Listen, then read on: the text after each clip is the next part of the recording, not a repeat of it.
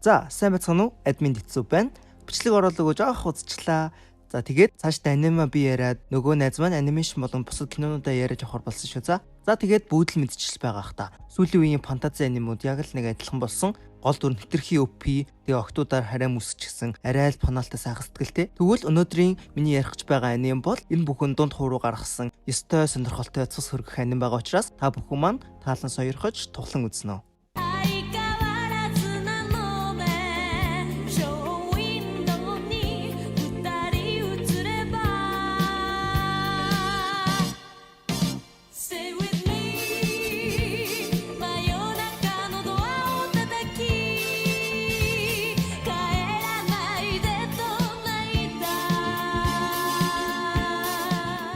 Агардах массагийн хэмжээ нэмэгдэх үед гүн харахуугаас абис бий болдог. Тэрхүү абис нь төрийн ертөнц White-тэй холбогдсон гүн байх тусам дотроос нь хүчирхэг мангасууд гарч ирдэг. Тэр шин манай гол дүрийн тосгонд 12 дугаар зэргийн абис үсэн дотроос нь лор тэмээх хүчирхэг мангас гарч ирнэ. Манай гол дүрийг Ноол гэх ба одоохондоо хөөрхөн охин шиг харагдаж байгаа залуу. Түүний өвөн залуута маш алдартай хүчирхэг дайсан байсан тул ач хүү тосгоныхныгоо цутаалгаад өөрөө тэр мангастай тулдахаар болдог. Хүндхэн тулааны эцэст чөтгөрүүдийг устгасан ч өвөнд шархаад дийлэлгүй насан эцлэг болж үүдээ хамгийн хүчирхэг сикер болоорой гэд захиад амьсгалуураа. Энэ өдрөөс ч хойш нэлээд хугацаа өнгөрч ноёд маань сикер болж хэдий хамгийн сул дорой тусламжийн үрэгтэй ярианы чадвартан болсон чсэн өвөөгөө гүйцэхийн тулд өөрийн багийг үүсгэн оргилөөд матсаар байдаг. За гэхдээ энэ аним маань эхлэшгийн аж аргалтай аним биш үү. Тэдний багийн энэ удаад авсан даалгавар нь хатан хязгааргүй үржиж чаддаг цус урагчийг устгах бие зэрэглэлийн даалгавар байдаг. Манай хэдсий зэрэглэлч гисэн ноолын ярианы чадвар сайн болохоор энэ даалгаврыг авсан байдаг. Ярианы скил нь хамтрагчтай нөлөө бүхийг хилдэгч ерөөсө тулааны чадваргүй болохоор багийнхандаа найдахаас өөр аргагүй. Гэнэт хатан гарч ирэн манай хэдлүү товтлоход ноол өөрийн тулдах арга барилаараа өөрөө буу ашиглаж энгийн махсуудтай тулдан багийнхандаа тушаал өгч чадварыг нэмээд хатантай тулдуулдаг. Яг 74 секундэд ялна гэж тооцоолоод тулдаж эхэлж яг л тэр хугацаанд тулаанаа дуусгадаг. Үүнээс түүний хичнээн ухаантай вэ гэдгийг бас хамтрагчтай хичнээн итгэдгийг харж болно. Эзэнт гүрний нийслэл Итрай шидийн инженерчил хөгжсөн том эдийн засагтай улс. Манай хүн шууд 15 хөрөнгөтэй л сикер болсон ба сүүлийн 1 жилийн хугацаанд энэ булчин толгойт дайчин, ангаагч эмэгтэй, харваас сайн залыг үнээр ханхлуулсан сэлэмчин 3-тай хамтарч ажиллаж байгаа. Булчин маань ч архины хаалганд нойлыг чи яагаад дандаа баргар царайлаад байгаа юм бэ? Мөнгө чинь багдаад байна уу? Өвөө чинь чамд мөнгөний араас бити яваараа гэж хэлж байгаагүй гэл баларч байгаа дургуг нь өргөчл. Яг уу өвөө нь шал эсрэгээрээ мөнгө чухал шүү гэж сагч байсан байлээ л дээ. Тэгэл уралсан хүн чинь үгээрээ нөгөөтгөө юу ч болгоо хайчихна. Азар ахлагч нэрж салгаад гадаа гарч хамттай сун ирээдүйхээ талаар хамтдаа ярилццгаана. Өндөр салентай даалгавар авсан ч мөнгө нь хүрэлцэхгүй байсан. Бас манай нойлын гол зорилго нь хурдхан хүчирхэг сикер болох тул нөгөө эдтэй хамтдаа бүлгэн байгуулъя. Тэгвэл татвар төлөхгүй шууд даалгавар аваад бидэнд ч ашигтай гэнэ. Нөгөө эдэн зочирдоод бүлгэн байгуулахад мөнгө хүрэхгүй гэсэн ч би үлдгэдлийн гаргана байраа зохицуулна хурдхан эхлэгээ шалсаар байгаад булчин өөрт таад нөгөө оринчсан аргагүй ирхэн зөвшөөрдөг. Гэхдээ сэлэмчин маань ядаргаагаа тайлаад нөгөөдөр уулзсгаагээ тэр эдмээс алдаг. Нөгөөдөр нь болж булчин толгойд маань тэр хоёр биднээс урвчихлаа гэсээр нойлын өрөөнд орж ирдэг. Эмчлэгч сэлэмчин хоёр маань хөрөнгө оруулалт хийх гэж байгаад өрөнд ороод багаараа зөвлөсөн мөнгөөрөө өөрөө төлчихсөн. Уучлаарай гэсэн бичиг үлдээгээд явчихсан байв. Тэрийг уншичаад манай ноол гэнт амар инээгээл унлаа. Тэгээд булчин толгойтой ярилцаад тэднийг өчтөр ойроо явган гарсныг нь мэдээд одоо мориор гүцэх боломжтой хэлдэг. Булчин толгойт маанч араас нь очие. Ядаж зөхгүй бол сэтгэл санаа амархгүй гэтэл ноол бити тэнийг юм яриад. Ямар ч нэмэргүй утх юм болохоор тэдэл цуцсан. Гэтэ надад нэг санаа байна гэд нэг муухай нэлээ. Тэгээд уушин газар ирээд секретэд хандан би хүсэлт гаргамаар байна.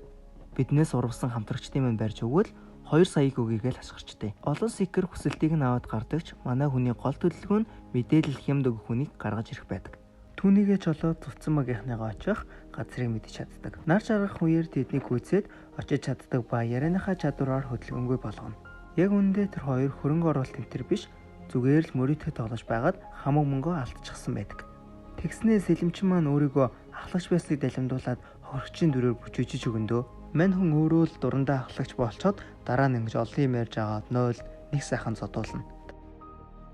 Дараа нь хориотой үннийг хэллэгч шившлэгээр ангаагчийг шивштэд мөн л хэргийг нь хүлээлгдэг. Бас тэр улсад нь ингэж багийнхныгаа батрах юм бол дор хаяж 10 жил уурхаад хүн хөдөлмөр эрхлэх ялтай байдаг юм хэлээ л дээ. Үнэхээр хэцүү болохоор бараг л үхнээ л гэсэн үг. Гэнэт нэг гоёмсог тэрэгэрэн дотроос нь нэгэн этгээд гарч ирэхэд бүгд л түнлүү гайхан мөн айцтайгаар харлаа. Энэ бол боолын наймаачин Пиноккио байлаа. Нойлтэй их л дотн мэдчлэн гэх ба булчин маань гайхаа асуудал Нойл бүр нөгөө хоёрыгоо боолын наймаачин зараад алдсан мөнгөө олох гэж байвал яах вэ? Бүр нэг галзуу. Тэгсэн Пиноккио үнэ буулгах гэсэн ч манай хүн бас л амар ухаантай болохоор татгалзахын аргагүй санал хэлээд бүр л илүү өндөр үнээр зарна. Тохироо дуусч тэр хоёр Нойлоос өшөөлөх гуйсан ч үнэхээр л өндөр зориг тавьсан түнд урвагчд огтоосоо ирэхгүй билээ. Огтхон ч өршөөлгүйгээр эргэн харахад эмчлэгч эмэгтэй маань манай булчин толгоотыг арчаагүй хэрэггүй чи надад сайн бидтэй надад тэгээ туслаач харсаар байгаа л ингэх юм уу гэж хараасаар байгаад л өргүүлээ явна.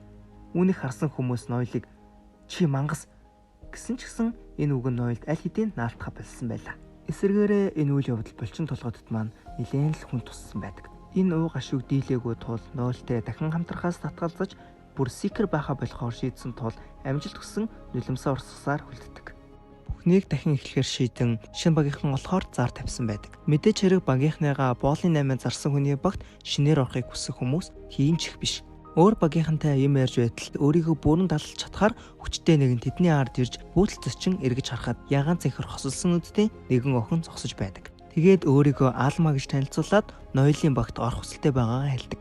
Нойлыг ангилал ба зэрэглэлийг нь асуухад тэрээр си зэрэглийн скаут гэж хэлдэг. Мөн эцсийн асуулт нь яагаад сикер болохыг хүсэж байгааг асуутал үүнд бол сонирхол байхгүй. Харин Ойрдисийн ачхүү чамтай хамтал тулдмаар байна гэж хэлнэ. Өвөөг нь яаж мэдгийг гайхсанд Алмагийн өвөө нь Нойлын өвөөтэй тулдаад гараа алдаж байсан гэж хэлнэ. Өвөөгөө Алкер гэж хэлгээд бүгддээ очдох ба тэр бол алуурчдын бүлэгмийн үүсгэн байгуулагч Домогт алуурчин юм. Өшөө өнтер авах гэж ирээгүй. Манай өвөө тэглээж өнгөрсөн сард өөрт болсон хэмээн ярьж байтал араас нэг том битээ сикер ирээд энэ уушин газар худлаа ярих хориотой. Хинч чамайг тэр алуурчны ач хүн гэдэгт итгэхгүй байна. Тиймээс би чамайг яг одоо шийтгэн гэж дайрах гэтэл Алмаач үүнийг Нойлд өөрийгөө харуулах боломж байна гэж үзээд түүнийг дорхноо л ялцхан. Нойлч түүнийг за бандан тас гэдэл шууд багтаавна. Тэгээд тэр хоёр тусдаа ярилцаад Нойл түүнийг яагаад алуурчдын бүлгэмдээ ороогүй асуудал Алма шалгалан дээрээ л багшигаа ялаад хөнөөнгөө алдахад шинэ толгойлогч нь зогсоосон. Өмнө нь түүний өвөө толгойлогч байхад тэнд нь хүчтэй амьд үлдэн хүчгүй бол тэр доорол үхдэг хатуу үзэл дээр ширүүн тэмцэл өрнөдөг байсан бол одоогийн толгойлогч нь дөрмүүдийг нь хамаагүй зөөлөж мөн бие даасан бүлгэн байхаа болоод эзэнт гүрний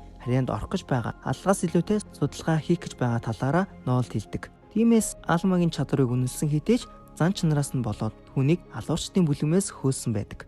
Дараа нь Алмагийн хүчийг өөрийнх нь командтай хэр зогсож байгааг харах гээд нэг туйлаа барих даалгавар аваад тухайн газраа очлоо. Нойлын өмнөх хамтрагчид нь түүний хүч нэмэгдүүлэх командтай сайн зохицохож нэлийн уудсан ч гэсэн Алма тэр дороо тасаж чаддаг.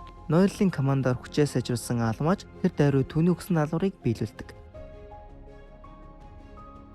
Тэгээд дээрэмчдээс болж хэцүү нөхцөлд орсон нэг тосгоныг тэднээс хамгаалж бас устдах даалгавар ирсэн ба түүнийг биелүүлэхээр явцгаан. Тосгонд очихоос өмнө нэг буудлахаар болж арай гэж л нэг буудал олно. Нойлыг усанд орж гарч ирэхэд Алма түүний биеийг хараад ийм болохын тулд маш их бэлтгэл хийснээс цаашаа дааж түн шиг ярины чадвартан яаж хичээсэн бусад ангиллыг ялахгүй. Хэдий шаргуу бэлтгэгдсэн ч гэсэн төрөлхийн авьяасыг дийлэхгүй гэж хэлдэг. Нойлын манд царайч халтхан сонирн болдог ч гэсэн Алмаг услаад усан торомын хэлнэ. Үнэндээ бол Нойл ч гэсэн үнийгээ мэддэг ба түндээ бааз зэрэг готордог. Гэхдээ түүний өвөө нь түүнд ямар ч мэрэгчлээ байсан бай чи хамын шилдэг болно гэж хэлсэн тул тэр одоо хөтөр бууж өгөхгүй тэмцээр л байгаа. Өглөөч Нойлыг сэрхэд нэг л зүйлэн мэдрэгдэхэд манай хүн эцэндээ Алмаг шууд цохиод хаяна. Зорсон газартаа ирж тосооны ахлагчтай ярина. Тэдний охин нь Нойлыг ч гэсэн караачлаастай. Ахлагчийн хэлснээр тэнд 20 гаруй дээрэмчид байгаа ба хажуугийн тосгон дээрэмдэж шатаасныг нь хэлж дараа нь тэдний ээлж тул тэрнээс өмнө тэднийг устгуулахыг хүсдэг. Байршлыг нь мэдсэний дараа урьдчилгаагаа аваад даалгавартай явна. Айлын бицсэн охинчсан замд нь амжилт өсгөн бүр хөөрхөн. Байдаар очтол 20 биш бүр 40 гаруй дээрэмчид байх ба толгойлогч нь 2 сая толгоогоо үнэлүүлсэн үнэн эвгүй гар байж байдаг. Шууд дайраад ялахгүй тул төлгөө гаргахаар шийднэ. Алма өөрийгөө дадлах скилээр дайшны толгойлогчлог тулж очиод Нойл өөрийн чадвараар бусдыг нь хөдөлгөөнгөө болгох үед гинтийн ширүүн довтлогоогоор удирдагчийг нь хөнөөн. Дараа нь хамтдаа бусад дэрэмчдийг нь өршөөлгүйгээр хятаж эхэлнэ. Дуусны дараа ахлагч дээр очиж үлдэгдлээ авахд тэднийг оройн хоолнд өрдөг.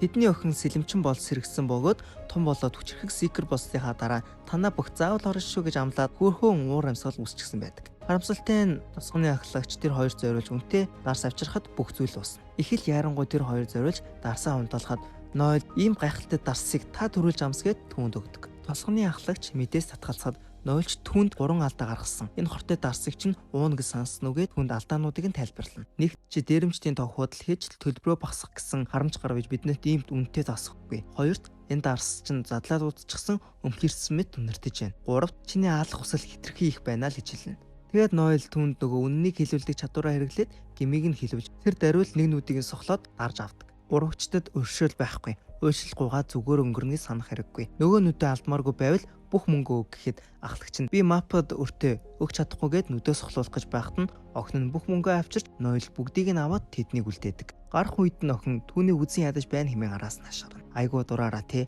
өөрсдөө ихлэд алах гэж байсан фиж. Гараад явж байхад Аалма түүний тайвшруулах гэсэн ч урагч хамтрагчдаа зарсан хүн юугээл эмороод биж бах уу. Дээш хартал хөлийн онгоц нисэж байх ба энэ нь Регалия гэх топ 7 бүлгэмэл эзэмших боломжтой онгоц байдаг. Үүнийг харсныхаа дараа Ноэл яг 1 жилийн дараа ихэд Регалия болохоо Аалмад хэлдэг. Үүнийг сонссон Аалма өнгөрснөө дурсахад шин толгойлогч нь түүнийг өвөөгөө алсныг асуухад тэр ч гэсэн алснаа хэлдэг ба түүний ач охин биш охин болохоо хэлдэг. Түүнийг үнэхээр чадварлаж гисэн сэтгэлдээ аль хэдийн чөтгөр болсон тул алуурчдын бүлгэмээс хөхөд тэрбээр би 21 жилийн турш алгын төлөө амьдарсан. Нэг ч зугаач цэнгээгүй, нэг ч найз бүр найз залуутаач болж үзээгүй гэл хэмээн уйлахад толгойлогч түнд чи одоо эрч хөлөөтэй болсон бас Овerdisийн ачгүй хотод байгаа. Сонирхож байвал очиж үз хэмээн хэлсэн байдаг. Энэ бүхнийг бодож дуусныхаа дараа Аалма маань ийм өндөр амбицтай хүнтэй таарсандаа баярлан Ноэлийг тэврээд үрд чамтай хамт олдмаар байна гэж хэлнэ.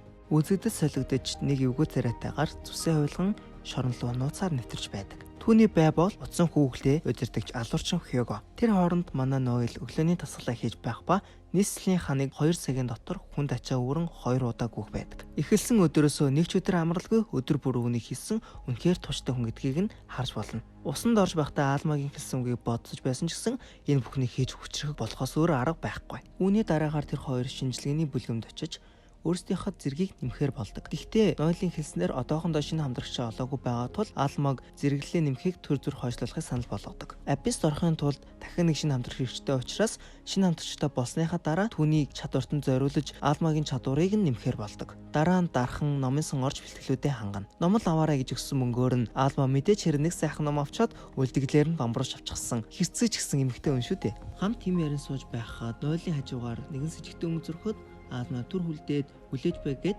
түүнийг дагаж явна. Түрүүн гарсан эвгүй гар байх ба Ноэлийн захиалгаар алуурчин Хьюгогийн талаар мэдээлэл суулгасан байлаа. Ноэл түүний багтаа хүсэж байгаа ба түүнийг алуурчин биш гэдгийг нотлохын тулд мэдээлэл хайж байдаг. Хөлсийг нь өгсөний дараа түүнд нэмэлт мэдээлэлгээд зүйлийн үед огшин авирыг гаргадаг онцгой юм хөдөлтаалагдаад байгаа талаарх мэдээллийг өгнө. Уул нь иймэрхүү юм бол нөгөө Ноэлийн найзаа зардаг том бүлэглэлийн хэд үүнийг нь цуцуулах ёстой ч гэсэн тэдний дор байдаг Гамбино гээд нөгөө тусганы ахлагчид мөнгө зөлсөн бүлгэм хориотой эмийг нь зарж байдаг. Энэ бүлгэмийн өмнөх толгойлогч хэдийгээр мундаг сайн хүн байсан ч өөд болж залгамжлсан гар нь галзуу стил нэг сайкогоор байгааг нь.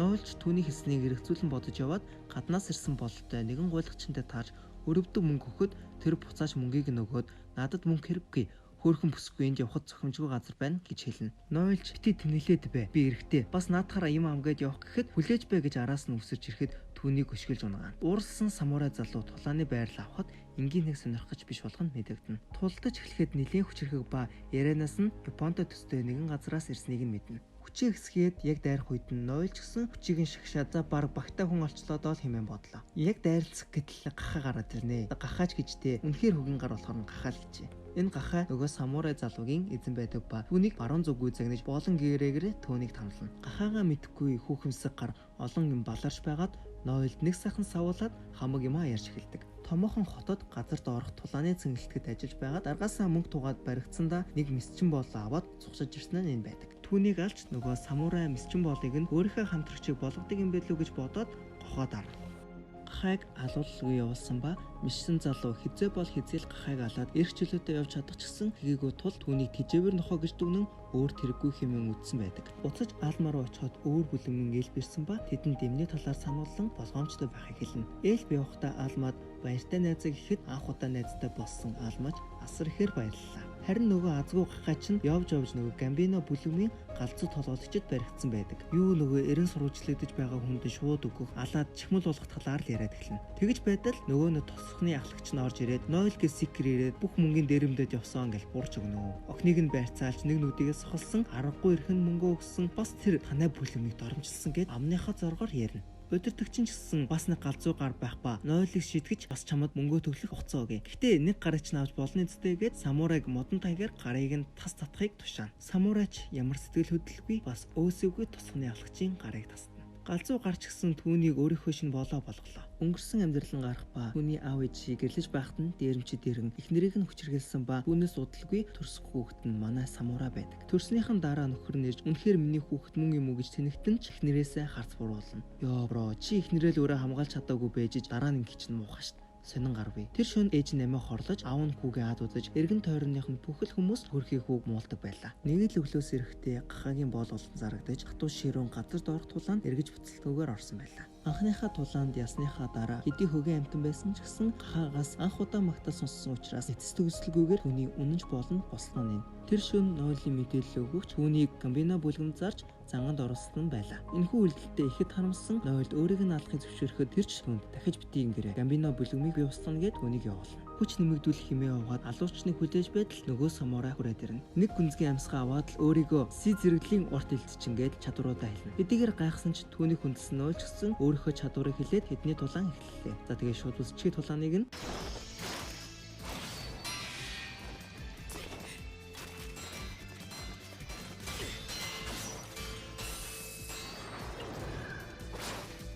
滅金的噛みつきなんでもありなんだよ。目つぶしちゃともらった前危険ツバメ返し止まれ。